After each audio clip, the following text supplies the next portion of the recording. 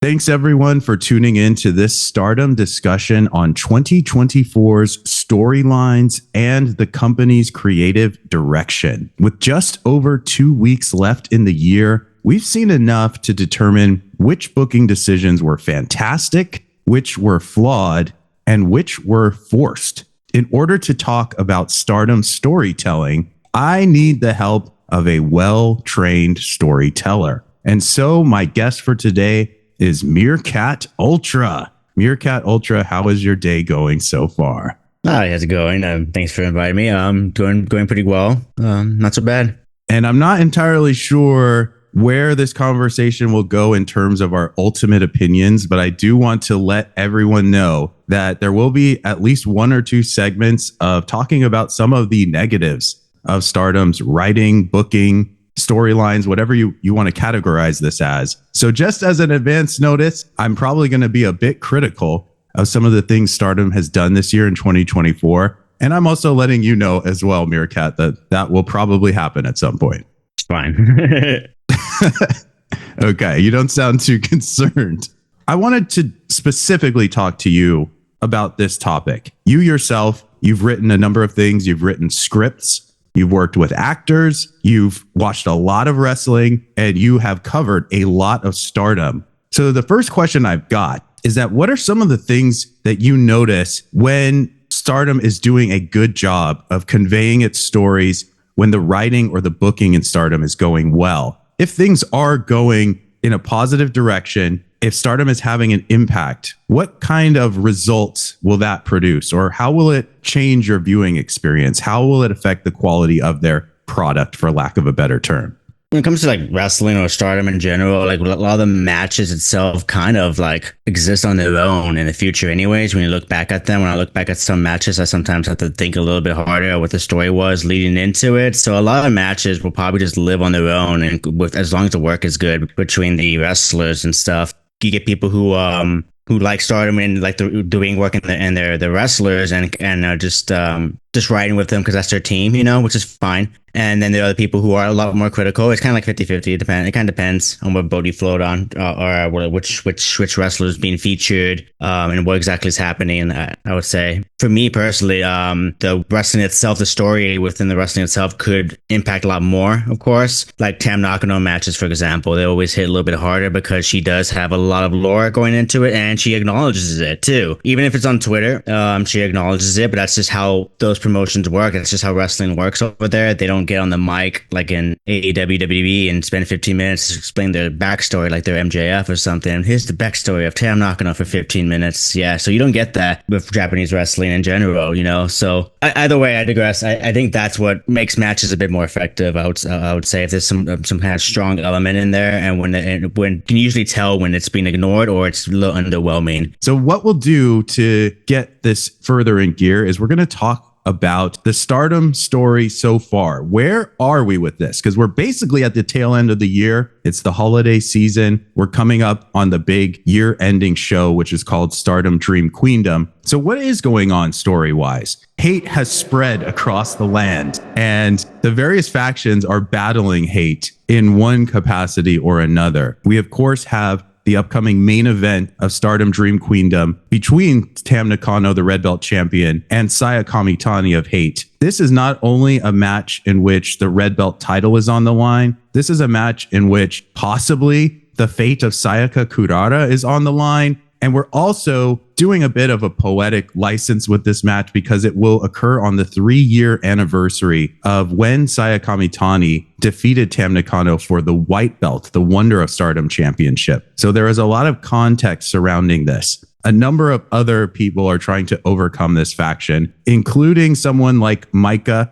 who's trying to resolve the grudge she has against Natsuko Tora, the leader of H.A.T.E. Maika, of course, being the leader of EXV, or one of the leaders of EXV. We've also got a revenge story that we can only assume will reach its logical conclusion or illogical conclusion. Shuri versus Konami. Shuri being the faction leader of God's Eye. Konami being the former friend that ended up betraying Shuri back in July of this year. And we have a tag team match in which Wing Gory, the winners of the Goddess of Stardom Tag League, are going to try and dethrone H.A.T.E Supreme and become Goddess of Stardom champions. It's usually it's a big show, big final show. They have it at the end of the year, and then you're right, they're closing a lot of stories up. But yeah, it's very hate dominated. It's that you can definitely tell that Okada is very Bullet Club inspired, and decided to push Widow Tai into this whole larger thing, this larger threat. It seems, I don't know how much of a threat they've really seemed, and it's really hard for me to keep calling them hate. It's a Widow Tai in my head every time. I always have to watch myself.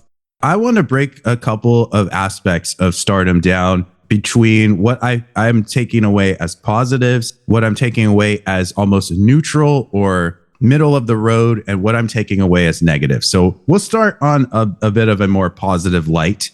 And I do want to bring up something that will maybe anchor some of our discussion and maybe anchor some of our ability to pass judgment on Stardom, which is sort of the original mission statement of this company, as stated by Rossi Ogawa. He named this company Stardom because the goal of the company was to create many stars within the promotion, which would, of course, benefit the success of the promotion as a whole. And I think that current era Stardom is doing a pretty good job of this. There are so many characters that are leveling up in different ways. They're either moving up the card, getting accolades that they normally would not have gotten, but also getting more fan support and just seemingly being a stronger presence in the roster. So obviously we can look at some of the biggest examples of this. We can look at someone like Maika, who has almost not lost at all for the entire year, with a few exceptions. Saya Kamitani took a very drastic character turn and has only gotten more popular. People like Azumi and Starlight Kid, who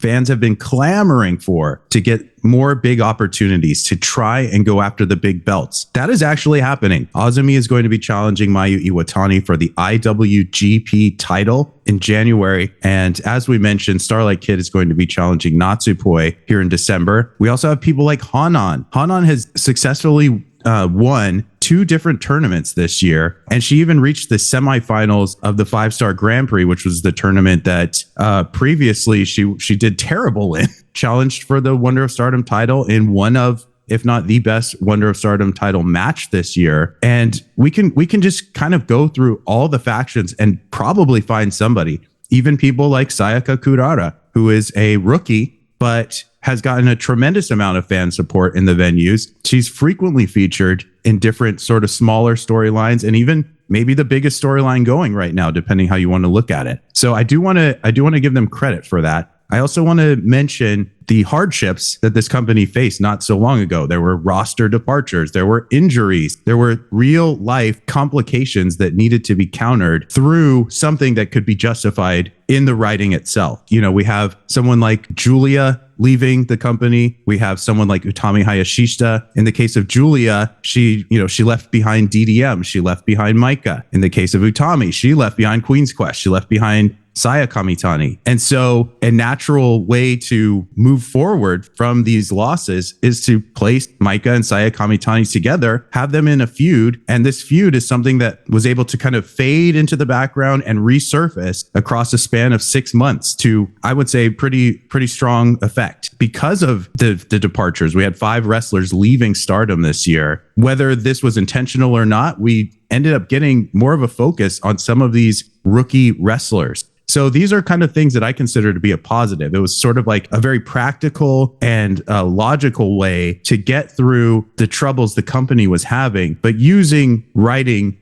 or storytelling to get us there. Yeah, they think they handled it pretty well. I mean, really what they lost is that they lost. I mean, they lost Utami, it's huge, yeah, but also, I mean, they were able to replace her. They got a lot of really good talent is what it is when it comes to Stardom. And like when it comes to wrestling's natural orders to replace stars, and they did it, and they did pretty well, and they did like better than I expected, even though, I mean, they relied on Tam a lot, which is fine. I love Tam, but that's what they did. They relied on Tam as their ace now. And then they're using these other bosses to build and to build a roster of stronger people. And yeah, I think they're doing a good job in that. And especially the rookies, like you said, they did a lot of really good work with some of these rookies, like especially Sayaka Kurara. But another thing about Stardom that I think a lot of people don't realize as much is that, like, especially when it comes to the other Joshi wrestling companies, like the closest would be TJPW, is that Stardom works a lot more matches than the other companies by a wide margin, I would say. It's because they do a lot of house shows, they do a lot of shows, a lot of tag work. So yeah, they do a lot of matches, which gets them better. They do these tournaments, so they do a lot of work, which is why the AW would send like an Anna Jay to Stardom. You know, they get better just by proxy because you're working with people who are constantly working. Yeah, it's like Sayaka Kurara, for example. This year alone, in one whole year, she's wrestled 100 matches. Like just one full year as a rookie in Stardom. That's a lot. So that's something to take note of, is that the talent will get over because they're experienced and they're good. They have the matches to prove it. So now I want to talk about some of the things that are either theories of mine or observations of mine that I don't really have a strong feeling about one way or the other. I don't really consider them strictly positives or strictly negatives, but I would like to see what you think of this theory that I have. And this theory has to do with someone that comes up in a lot of our conversations, Natsuko Tora, who if you blinked, you probably missed that this happened, but she was in fact red belt champion for a portion of this year. And this was in July, tail end of July, Stardom Sapporo World Rendezvous. This initial debut of H.A.T.E, this crowning of Natsuko Tora as a heel champion in Stardom, as the red belt champion, which came on the same exact night, the same exact match that we saw Saya Kamitani as a newfound heel. So I've been thinking about this a little bit, and I've been thinking about where Saya Kamitani is now and what she might be able to achieve, which is becoming a heel champion herself, a red belt champion. And I am not convinced that what happened in July was anything more than a test run for Stardom. That this was in some ways a litmus test to see how the fans would react to these major changes and this emphasis being placed on the heels of the company, to see if the ticket sales would stay strong, to see if the merch sales would be positive. I think this is why possibly Natsuko only held the belt for just about a month's time, is that they were sort of shielding themselves preemptively, that if the fans hated this as an idea, that they didn't want to heel at the top of the company, then it wouldn't impact them because she'd be out of the picture no matter what. But if they did like it, then they could run with it and set up Saya for, set up all the bowling pins for essentially Saya to knock them down on December 29th and start the new year at the top of the company. H.A.T.E is in charge and the red belt is in their hands once again. Sort of like Saya, the Phoenix Queen getting clearance for takeoff based on the data and their findings from what had happened in July. I mean, I like that. I think it's a optimistic idea in regards, because I mean, I would love that to be true, because I mean, it means they're thinking ahead. I just think that Okada wanted Tam as champion, or at least not Okada, maybe Bushiroad wanted Tam as champion. So they wanted Tam as champion. I will say I don't think Tam Nakano was losing Dream Queendom to Saya Kamitani. I don't think she's interesting. Losing. Yeah, I don't think so. Okay, can you tell me more about that, please? Yeah, because I just think in their if they really are looking at their past histories and stuff like that, Tam's actually going into this kind of the underdog. She's lost more matches to Saya, and Saya has actually beaten for Tam. And usually when this happens for Tam stories, Tam underdog stories, and you need to believe in Tam a bit more, and then Tam Road dominates. I don't know. That's how I see it. I don't know. I want Kamitani to win. Of course I do. I want to see the Phoenix Queen holding the red belt, but I don't see it happening. I don't know. I don't see it happening. A couple of other things I want to bring up that I'm kind of neutral on, but I think that it has a stronger role in 2024 is some of these smaller storylines and programs that they've been running that don't really involve titles. Sort of the not the return, but we've had the prevalence of what's called the special singles match. We'll have like a big pay-per-view, and when they don't have these championships going, they'll put Starlight Kid and Hazuki, and Starlight Kid and Hazuki will be in a program for weeks and weeks and weeks with personal buildup, intensity. But the result is not that, one of them is champ and one of them's a challenger. It's more of a character based, just giving people things to do when they're not involved in the title scene. That's fair. It's like Minashi Okawa used to be like an ace at that, just making an absolutely meaningless, like just random, not meaningless, but it's just like a random singles match between someone just mean much more by just taking it somewhere, like wherever her weird brain wants to take it, she'll take it, and that's great. That's I agree. And then they do these also little tiny things like bringing Unagi back in, and I want to see more stuff like that, just more like fun things. Like they brought Mika Iwata in just to trade the title with Soriano just for a bit, just fun stuff like that. Okay, everybody, it's time to talk about some of the negatives, or maybe a lot of the negatives that I've at least observed, or in my opinion, could have been executed in a much better fashion. So just to let you know, once again, going to be a bit critical of what Stardom's been doing this year. I think they've had some hiccups, some bumps in the road, just some errors. The main chunk of time that I've noticed this happening is during what I'll call their worst booking quarter, which was the third quarter of the year, July, August, and September, with a number of different things that were confusing or just strangely organized, rushed, all of the above, really. So let's talk about someone who seems to just keep cropping up into our discussion. Just one last time, let's hammer this home, and let's talk about Natsuko Tora, the leader of H.A.T.E. So Natsuko Tora ends up winning the red belt on July 28th. And immediately, as she's getting this first ever opportunity, this first ever spot at the top of the mountain, she makes two announcements that I think were very likely to have upset people, including people who are fans of Natsuko Tora. So not necessarily the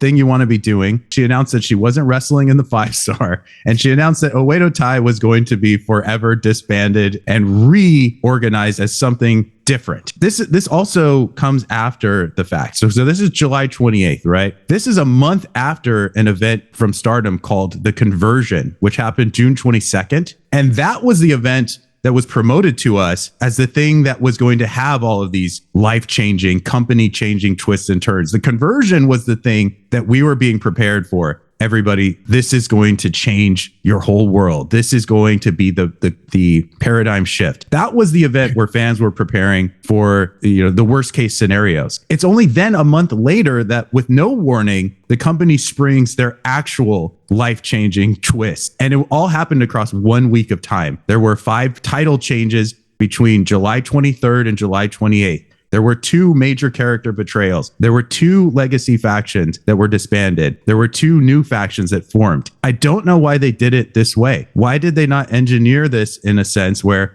they tell everyone the Conversion is going to change the landscape of Stardom, and let that actually be the show that changes the landscape of Stardom? I'm not sure why the Conversion didn't have these conversions taking place. It seems like they just packed a lot in like over and over again, and like some shows that they want to give you the life-changing crazy like show, and like The Walking Dead, and someone died, and then like someone else died again. Yeah, it's like, yeah, I understand. It's a hat on a hat is what they call it. So now we have H.A.T.E. presented. They've been formed. They are a major force, and they're going into the 5-star GP. The 5-star GP is now got a huge level of hype, and they're going to be the major threat, or so we would think. But besides Saya Kamitani, everybody in H.A.T.E. that was in the GP was very easily dealt with, and it was anticlimactic. The other thing that they did with the GP that I think, I would say left a little bit to be desired is that the GP tradition is to build title challengers by having people in this tournament defeat champions in a non-title setting, and then set up the inevitable title challenge from there. That didn't really ever happen. We also have Tam Nakano reigniting her knee injury, or rediscovering her knee injury, which now is a kayfabe aspect of what they're doing. And she puts over a bunch of people, 6 people, right? She goes 0-6 in the tournament. And as I brought up, those 6 people that beat Tam Nakano ultimately have not gone on to challenge her, even though she's the champion right now. We have Tam at an extreme low point, terrible performance in the tournament. She goes on to beat Natsuko twice, once in the preview match, once in the title match. This absolutely buries Natsuko Tora for all time, and she is still buried as we speak, in my opinion. I feel like this whole sequence pretty much buried H.A.T.E. because they were so ineffective in the Grand Prix, aside from Saya Kamitani, and they were really ineffective at making sure that Natsuko Tora won the match against Tam and kept her belt. after that, Tam's knee injury, which was such a story of the 5-star, basically never gets referenced or exploited ever again. It's almost like it never existed. So not only did we cancel out all the GP wins that happened against Tam because no one cashed in on them, we ended the storytelling that we had built about Tam's knee. And we ended the chance, in my estimation, of H.A.T.E actually seriously terrorizing the company in any sort of like credible way. Yeah, actually, I can't disagree with that. I mean, because it's like it is kind of when you put it that way. Actually, when you put it that way, it kind of seems like Saya Kamitani has to win now. Actually, now when you put it that way, it kind of has to. She's kind of like the last vanguard of Tam Road, basically, before Taminism comes up and spreads all over. Oh man, kind of funny actually, man. I didn't know Tam not going to beat Natsuko twice in the preview match either. I didn't know that. That's pretty wild that they went that far. And the match itself was like it wasn't even that bad of a match either. But it's just that it was very John Cena. Basically, it was very John Cena, to put it lightly. And it's something they do. Is what it was. So I can see your point, but yeah, go ahead. So after the 5-star Grand Prix, we go on to a pay-per-view 2 weeks later called Namba Grand Fight, which was on, I want to say it was on September 14th. We had Maika winning the Grand Prix and immediately cashing in against Tam Nakano, who had, I'm just going to say she lost the Grand Prix. She was the biggest loser of this tournament. There were so many things about this show that I just don't understand at all. So let's start right here with one of these special singles matches that happened in Namba Grand Fight. Two people that we're probably familiar with at this point, Saya Kamitani and Mina Shirakawa. When those two names come to mind, you think about there being a lot at stake. You think about an organic storyline that developed and became one of the best things that happened in 2023. And this match had absolutely nothing. No build, no stakes, no consequences afterwards. It came out of nowhere. It had no hype going into it, even though Mina Shirakawa was present when her stablemate Maika got betrayed by Saya. Mina Shirakawa was ringside. This is the first meeting of the two with Saya being a villain. They had been trading wins back and forth even this year.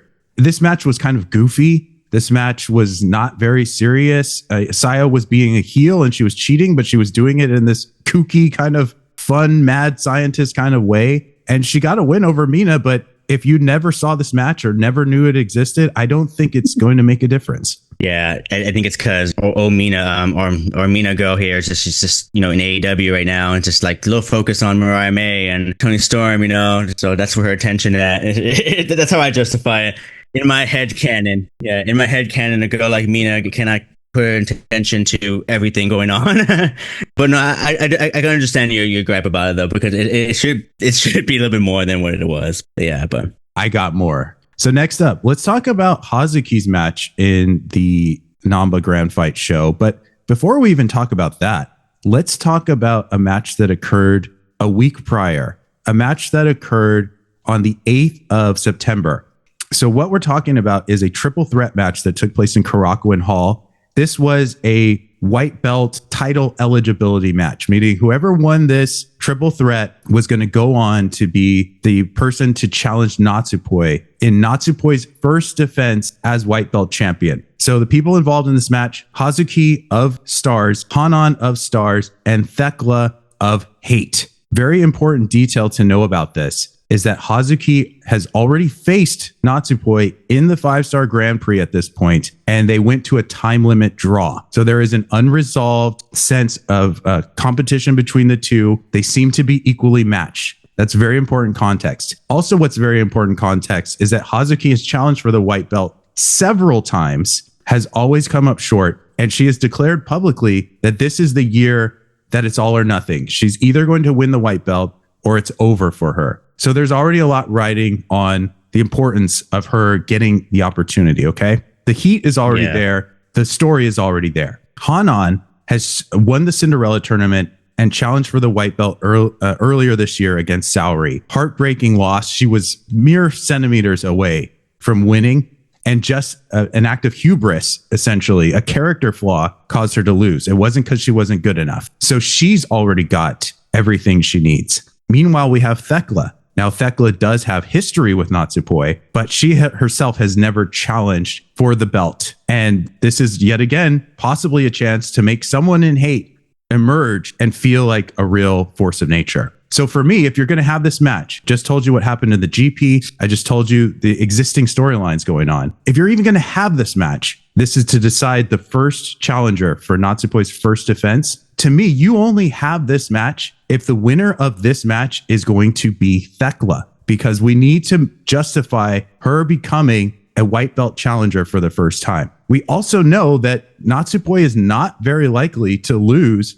her very first defense. So it's kind of okay because we don't expect Thekla to win her first challenge. The two things go together decently well. What they end up doing is they have Hazuki win this match. Hazuki's the person that already had a time limit draw with Natsupoi. She doesn't need any further vetting. She doesn't need anyone to vouch for her to get this opportunity. Everybody would be perfectly fine with Hazuki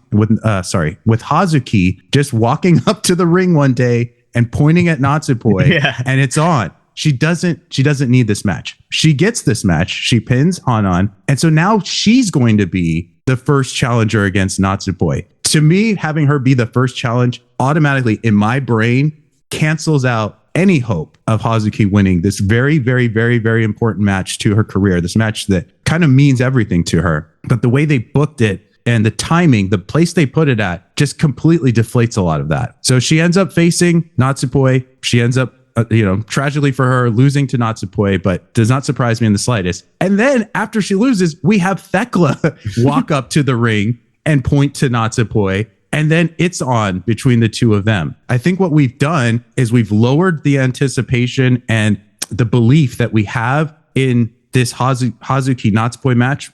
And then we did nothing to make the Thekla match seem stronger. So it was just diminishing returns across the board, across the entire landscape. Both of the matches lost something for this reason. Yeah, I 100% agree. Yeah, 100% agree on that. Actually, it's a stronger story in general. But not only that, but like Poi and Thekla already have like their little history, and it's a simple history and easy enough emotional history that you know that she's gonna lose that match when they have it because you just know it. So that makes sense to have them be the first match, or even just Hanan as the first match. This is one of those two. I do agree though, because if Hazuki's gonna have like a big statement, this big grand declaration about her career, that's pretty big. That's pretty big. That's kind of something you say for, I don't know, Dream Queendom, the end of the year show. It's kind of a big deal. It's a big moment, especially for Hazuki fans who have been put to the ringer just being a Hazuki fan, basically. And just like, it's a tough one. It's a tough one. So I 100% agree, yeah.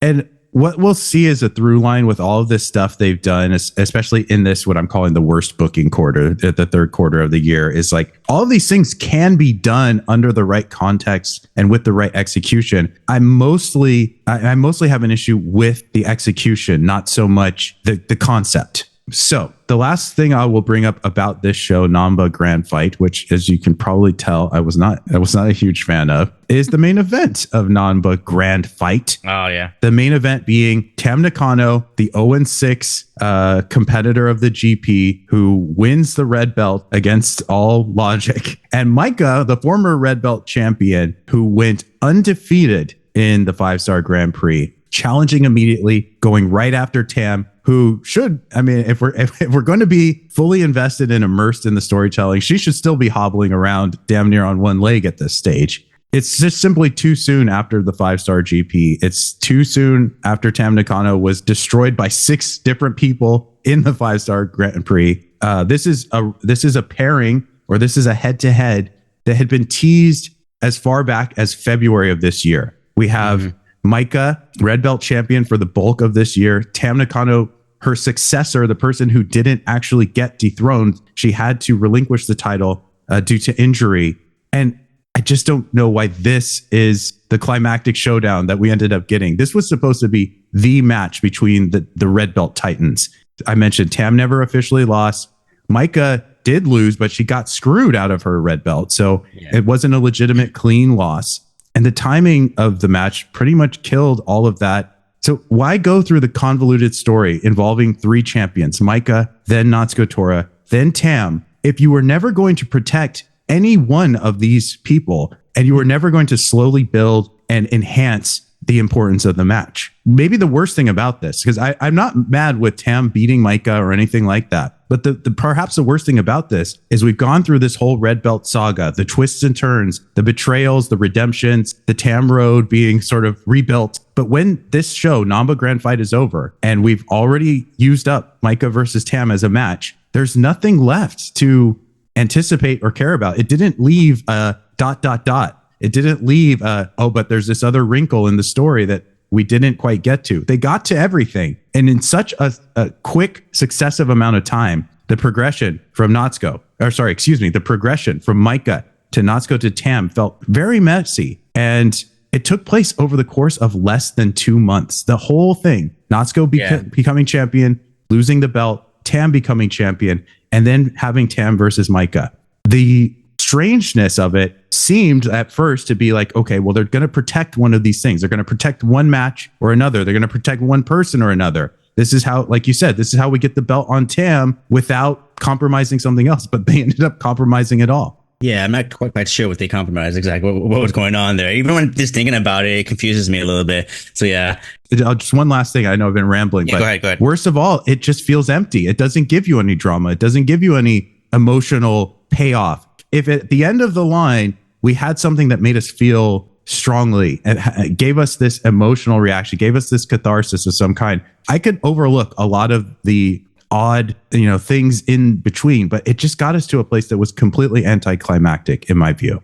Yeah, I think this is I'll use this again when we talk about Saya, but a little bit like Game of Thrones, a bit of how they were building up like the Hound versus the Mountain, the entirety of the show. Basically, the two brothers are finally going to face each other, Undertaker Kane moment, and then when it happens, if I'm not mistaken, I think a dragon comes and ruins what they're doing, and then they fall over. I can't remember, but it's some kind of like fuckery happens where it's just like, what are you doing, D&D? It's just like, what are you doing? Or like building up Jon Snow versus the Night King the entirety of the time. And then when he gets there, Jon Snow's too busy fighting a dragon and hiding from him. And then, Night King.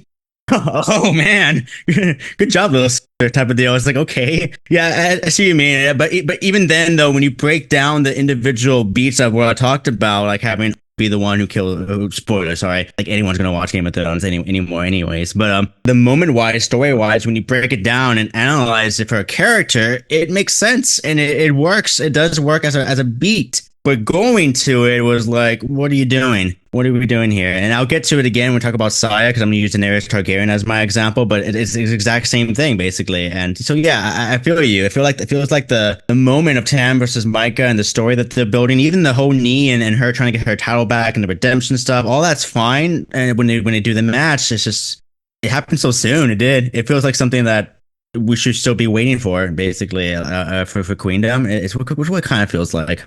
So we definitely need to revisit one of the major sort of storytelling components of the year, which is the larger picture of the Phoenix Queen, formerly the Golden Phoenix, formerly the Queen's Quest member, Saya Kamitani, and the journey that she's taken this year, which has been one of the longest journeys and one of the most sort of jagged or winding journeys. Whatever we're going to call the Saya road, it definitely is not a straight shot. There are many things to kind of unpack, but as you mentioned, you do have some thoughts about this and maybe some storytelling parallels that you would like to draw. So whatever you want to bring up. Yeah, it's really, really funny because like when I rewatched the 88-minute video, there's a point where like I sarcastically asked, does any of this make any sense? And then I had the little Riho thing going, no. And I was supposed to revisit that question at the end. I just forgot to do it because narratively it didn't fit anymore to place it in whatever emotions I was doing. So just every single time I read it again, the script, or even did it again, I just forgot that I was supposed to revisit sort of the meta nature of it, I guess. But if I did do that, I would have answered, yeah, it does make sense because again, story-wise, beat-wise, what's going on with Saya, whether it was intended or not, and that's kind of the big thing I always go with, is that wrestling's unique in that format in which reality and fiction blend in an indecipherable way. That being said, the actual writing leading up into Saya's whole turn and all that did remind me a lot of like Daenerys Targaryen at the very, very end of like Game of Thrones, basically. And because the moment of her like and just destroying all in the way she did, all that. It story character wise, it makes sense. A lot of Game of Thrones fans will tell you it's just like it does make sense for the Targaryen bloodline for her, and especially Dany's character, to eventually go and do that. You know, it's it makes sense that she would do that, but they gave it one episode to do that. Just one episode. And that was absolutely when you need an entire season. And it was very, very obvious to fans that D&D were rushing it so they can get their Netflix Star Wars deals, which they didn't even get. Didn't even get it. Waste of time. But I digress. That's what it reminded me of a little bit. Is that a lot of what they were doing with Saya just did the turn and all that did feel rushed, even though it's there in the bones when you analyze the history. When it comes to executing it on like actual film, actual video for people to see in the moment when they don't have context, it did fall a little bit like random. When she did turn, it was more of a meme. It's like, oh, look at her type of deal. Instead of like maybe looking at it as something that's part of the character that makes sense, it was more of a meme. And then when she started doing Hot Topic gear, it was very much a meme. It wasn't until she started like dressing into her actual gear and doing her entrances and doing her performances that fans go, oh, I see it. I like this. But it probably would have landed better if it just made more sense. And her turn happened during that time you were talking about, where they were just dumping every single twist that they can land on this show to get people interested again, type of deal. And that's what it reminded me of. Just like, oh, they're just throwing things on there, and here comes this big thing that we can throw with Saya turning. That nobody would see that coming, which nobody did see it coming except for this Meerkat here. So that's what it reminded me of. Is that I don't think the storytelling or writing was necessarily there, and I don't necessarily know how to fix it other than the fact that they had the beats there. Utami left. That's your biggest beat right there, you know, and it just seemed like it was just too building it for the surprise instead of putting the pieces in there. And then when it comes to like, oh, okay, Red Wedding, for example. I mean, if you paid attention enough to it, Red Wedding was a surprise, but you know something like that could happen, that type of deal. Things like that. Two final questions for you, Meerkat. The first is going to be as sort of a not just a retrospective of 2024, but more importantly, a preview of 2025. If you can evaluate on the large scale what Stardom has done this year, what is one thing that you want to see them do, or maybe not do, next year in terms of storytelling, writing, booking? And it could be something as simple as, I would like them to change this thing, or I would like them to continue doing that thing, or it could be something completely different. Cool. Yeah, I got two things then, actually. I would like them to go back to the old 5-star format. I think that's just a better format. Instead of the little blocks that they're doing. I just give me A, give me B, don't complicate it.